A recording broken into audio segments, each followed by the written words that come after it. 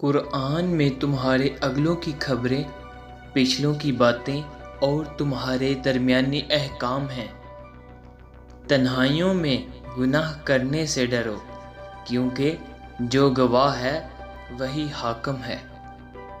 मशरिक़ व मगरिब का फासला सूरज के एक दिन की मुसाफहत के बराबर है।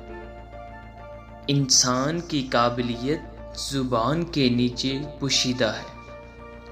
अकल से ज़्यादा मुफीद कोई माल नहीं और ख़ुद पसंदी से ज़्यादा वहशत गैज़ कोई तन्हाई नहीं। इल्म से बेहतर कोई इज़्ज़त नहीं और मशवरे से बेहतर कोई इक़दाम भरोसे के काबिल नहीं। अक्लमंद हमेशा गम व फ़िक्र में मुब्तला रहता है। खंदारोई से पेश आना सबसे पहले नेकी है।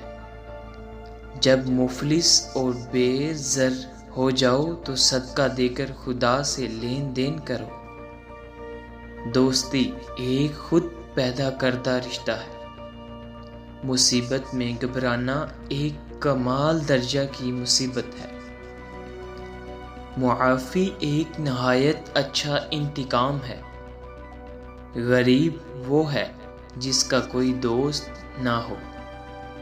कारखाना कुदरत में फ़िक्र करना भी इबादत है और अकीदा में शक रखना शिर्क के बराबर है। पूछा गया कि औरत की अकल कहाँ पर होती है? फरमाया, औरत की अकल उसके जमाल में होती है और मर्द का जमाल उसकी अकल में।